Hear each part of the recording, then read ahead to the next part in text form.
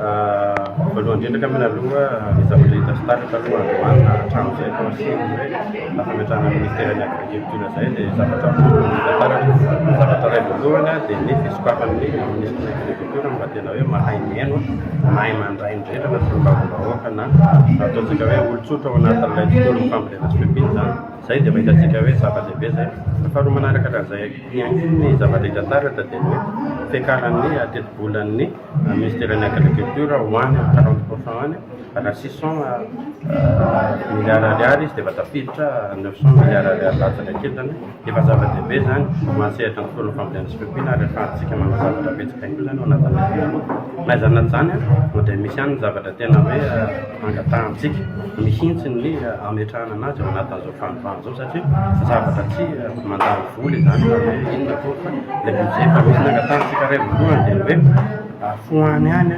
io fampiasana ny teti-boly goavana be 575 milliards ariary izay nampiasaina ho an'ny hybride izay tsy ilaintsika io satria nahoana hybride zany mila zezi-bazaha be zany mila fafezana ny rano ihany keo zany ao anatin'izay ny olana ao anatin'izay nefany tsy mokatra zany lay varitra fambolena amin'ny hybride io ary mitondra aretina ihany koa malavisyntsika ao amin'ny toerana maro samihafa mila foanana eo ary avadika tanteraka amina fanatsarana masom-boly eo anivon'ny fofifa avadika tanteraka mihitsy amina resaka micro irrigation ny fampidiran-drano amin'ny tontolo ambanivohitra maro samihafa na fanatsarana laka-drano zany na fanamboarana baraza ary mila foanana io ary hoentina ihany koa anaovana subvention na famatsim-bola amin'ireny famokarana zezika ireny. Zay manko ny tena pile anankitelo goavana be ho an'ny sehatry ny fambolena dia ny fahatsifisin'ny zezika mora sy zakany rehetra ny fametrahana ny avisian'ny rano fa tsy androorana latsaka zay goavaky ny ambolovary ary indrindra ny fananana masom-boly tsara kalitao fanontany io resaka hybride io fa mandamy vola fotsiny avadeo amin'izay zavatra anankitelo resahana izay eo ihany koa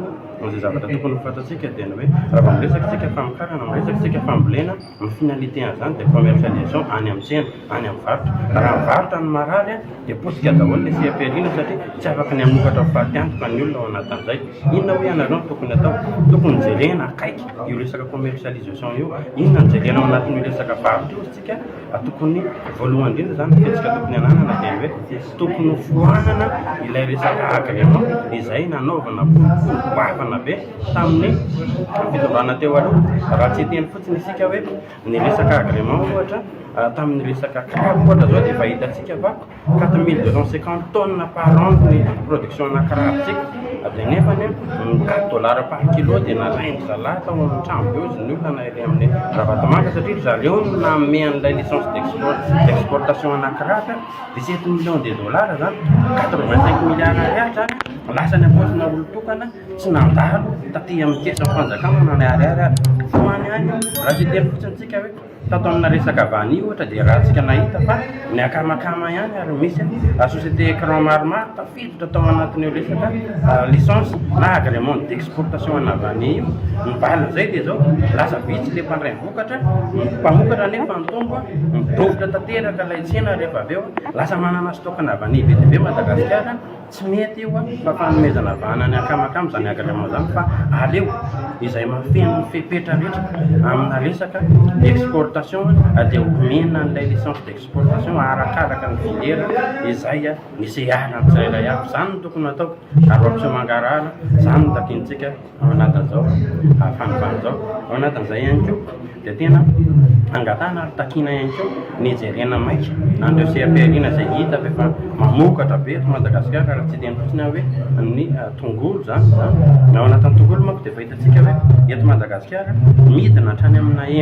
any ny vidin'ny tongolo ray kilao etsy amin'ny Mauritius nefany mila 17 000 tonnes na tongolo isa-taona aiza ny tokona ndraiky aiza ny responsable mikarakara sy mitondra zany faran'izay aingana satria mila tsena ilay vahoaka malagasy mba ahafahany mamokatra fa raha ohatra ka mamokatra maty-antoka izy tsy hamokatra tsoniko izy mivarana dikan'izay zany mila arindra izay CAP arindra zay satria zava-dehibe zay ho an'ny fampakara zika amin'ny famokarana ao anatin'izay ihany koa ny fampiresantsika ao anatin'ny fiompiana hoe mba ahafahantsika manao an'ilay création d'emploi famoronana asa ho an'ny olombelona indrindra eny amin'ny fitondrambanivohitra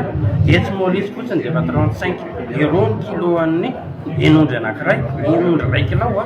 eto Madagasikara nefa fantatsika fa tsy tafa ohatran'ny 1 million kory ny vidin'ondry anankiray 40 kilo. Inona ny tsy ompiantsika ondry be dia be, inona ny tsy ataovantsika promotion zany CAPR iny zany, inona ny tsy anaovantsika accord d'exportation ary fanomezana agrément an'ny olombelona rehetra afaka manondrona zany makeo Maurice, satria ny ondry anankiray efa tonga 7 million ariary eo anatin'izany. Inona ny tsy azaka zantsika amin'ny zavatra salama zany izay any an-tanana hoe ato hoe afaka micréer actif maro be tsika ahafahana manodina ny CAPR iny ty, ahafahana mampiakatra amin'ny PIB. Rehefa miakatra amin'ny PIB mitombo vola ampiasain'ny fanjakana, mitombo ny hetra miditra aty amin'ny fanjakana satria maro ny asa miforona. Rehefa maro ny vola miditra amin'ny fanjakana tafapetraka ilay redevabilité tsika na ilay tambelona ndraiky tsy afaka manao fotodrafitrasa maro ny sekoly ny hôpitaly sy ny sisa ary afaka miany fiainana ara-tsosialy miponina izy. Fa raha ohatra ka tsy micréer an'izany asa mamokatra zany isika dia zava-pohana ary maty momoka daholo ny rehetrarehetra. Teo anatin'izao ihany koa no fampiresahana hoe mba jerevo manokana ty resaka CAPR vary ty.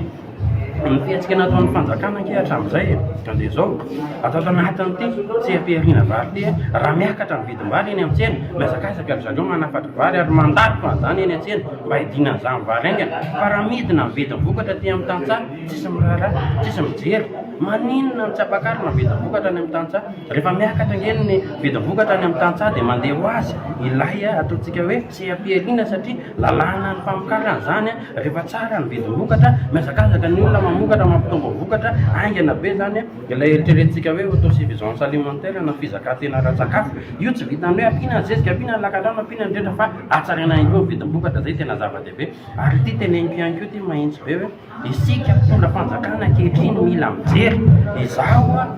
ama ingénieur agronome mantena ka ary amasolom-bavavao tsy mino mihitsy aho hoe manafatra vary 700 000 tonnes isika. 700 000 tonnes zany nge raha 30 millions de personnes dia mihinana 24 kilo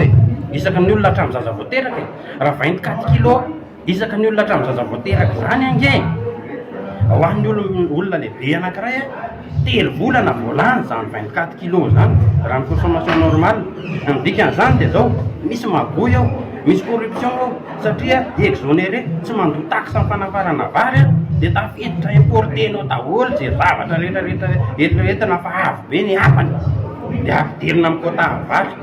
Misy fanadihadiana tokony atao ao anivon'ny douane sy amin'ny rehetrarehetra mahakasika an'izay satria tsy rariny ary tekena ny kolokolo salamizany. Isika moa dia joro foana mahitsy ary ho efficace amin'ny toerana sy andraikitra sahantsika mahasolo-bavavoakatsika ohatr'izao fa indraindray manko nareo mieritreritra alatsaka nohatra ve zany le fivoisa zao isika tsy manohatra satria nahoana ny antony raha izay aina lantsika tamin'ny fanonganana n'ilay fanjakana garbararaka teo alohan'izay ny faharatra amin'ny saika famoizana ny aina mihitsy dia efa zava-dehibe ho an'ny tanindrazana ny fahatongana amin'izao fanovana zao satria miova daholo ny rehetrarehetra ary zany ny resahana ny zavatra tsy mety rehetrarehetra mba hantsina an'ilay izy fa tsy hoe miova ilay izy dia milasa manana fomba fisainana ohatran'ny solom-boaka namana sasany hoe midina ny rano fa ndao hidina daholo fa rehefa misy tsy mety tsy maintsy toerana ny rano mba hahafahana manana zavatra tsara olo vainy taranaka eto amin'ny tany sy ny firenena fa vonona hatrany tsika ny ady mba hahafahana tanindrazana.